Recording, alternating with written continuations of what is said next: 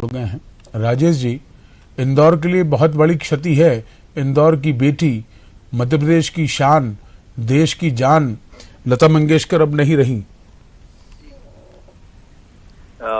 देखिए, इंदौर से जो उनका जुड़ाव था, इंदौर की जो उनका जो नेटिव प्लेस है, उस कारण से इंदौर के लोग उनको बहुत प्यार करते थे। पिछली बार जब वो उनकी तबीयत खराब हुई थी और आपने देखा होगा बीच बीच में उल्टे सीधे कमेंट्स आ गए थे कि पता चला था कि बहुत पहले उनकी मृत्यु की झूठी खबरें फैल गई थी, तो बड़ी शोक की लहर फैल गई थी। और जब पता चला कि उनकी वो खबरें झूठी हैं तो बड़ी खुशी मनाई गई थी। और खजराना गणेश, जो गणेश जी का मंदिर है, वहां पर उनके लिए हवन भी किया गया था और काफी धार्मिक आयोजन हुए थे पूरे इंदौर में कि उनकी लंबी आयु हो। इस बार लेकिन क्या हुआ, लता दीदी धोखा दे गई, किसी को मौका ही नहीं दिया उन्होंने ये सोचने का भी। और अचानक पता चला कि वो एडमिट हुई हैं और बाद में कुछ समय बाद ही खबर आ गई कि वे नहीं रही। तो इस बार ये वाकई इंदौर के लोगों के लिए बहुत बड़ा सेटबैक है। और ये मान के चलिए कि भले ही वो मुंबई में थी, लेकिन उनका दिल इंदौर में बसता था। ये वो कई बार इंटरव्यू में बोल भी चुकी हैं।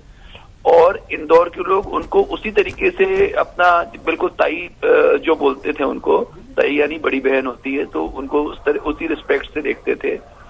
और एक बड़ी बात ये है कि जो उनका जो वो ए मेरे वतन के लोगों वाला गाना है, आपको बताएं कि आज मिलिट्री में हम तो जिस जगह पे हम लोग रहते हैं उस जगह का नाम महू है, बहुत बड़ी छावनी है अपने देश की। तो कोई भी कार्यक्रम ऐसा नहीं होता है, मिलिट्री का कोई बड़ा प्रोग्राम होता है और उसमें ऐसा कभी नहीं होता है, अगर वो श्रद्धांजलि सभा है या फिर कोई कारगिल विजय दिवस है या फिर 71 की लड़ाई का, जो बांग्लादेश वाली लड़ाई का है, सब कभी ऐसा नहीं होता है कि उनका वो वाला गीत ना बजे। मतलब आप सोचिए। और यहाँ पे बहुत सारे ऐसे फौजी अफसर हैं जो उस समय जो रिटायर्ड हो चुके हैं और उस समय सेना में थे, जब वो कैप्टन थे, लेफ्टिनेंट थे, 18, 19 या 20 साल के थे, तो वो कहते हैं कि वो उस गाने को सुन के, जो उन लोगों के अंदर, उनके पास हथियार नहीं थे। देखिए, उस लड़ाई में बहुत बुरा हाल हुआ था अपना, उसमें अपने पास हथियार नहीं थे, लेकिन उस गाने को सुन के जो जोश आया था, उस कारण से हमारी कैजुअलिटी भी कम हुई और काफी अच्छी स्थिति में जो भारतीय सेना फिर भी रही थी, बिना संसाधनों के बाद भी, बिना संसाधनों के भी। और ये है कि इंदौर के लिए निश्चित ही ये बहुत ही एक बड़ी क्षति है जिसकी भरपाई नहीं हो पाएगी। बस एक बात और आपको बताना था दीक्षित साहब कि जो आपके बहुत कम लोगों को मालूम है कि इंदौर से जब अपन जरा सा आगे निकलेंगे, राऊ से आगे, तो वहां पे एक गांव है पिगडम्बर। हाँ, पिगडम्बर में एक लता दीदी के ऊपर एक बहुत बड़ा संग्रहालय है।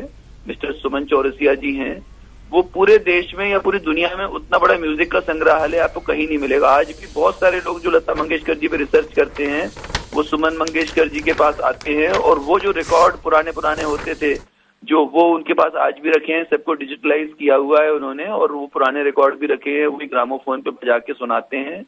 तो बहुत सारे रिसर्च स्कॉलर्स यहाँ पे आते हैं। तो कभी ना कभी लता जी को जो एक और श्रद्धांजलि ये होगी, कभी ना कभी आपके चैनल की टीम भी वहां जाए और उस गांव में अगर जाके देखेंगे आप उस संग्रहालय को, बहुत बड़ी बिल्डिंग में, और जो आदमी है, जो जिसने किया है, वो अपने संसाधनों से, बिना किसी और उस घर पे अभी तक लता जी तो नहीं आई हैं, पर उनके भाई और भतीजे तो कई बार आ चुके हैं, उनके परिवार के लोग कई बार आ चुके हैं। और कहीं ना कहीं वो जो संग्रहालय है, वो हमको लता जी हमारे बीच में ही है, ये हमें एहसास कराता रहेगा। ठीक बात है। तमाम जानकारी साझा करने के लिए राजेश जी आपका बहुत धन्यवाद। इस समय पूरा देश गम में डूबा हुआ है।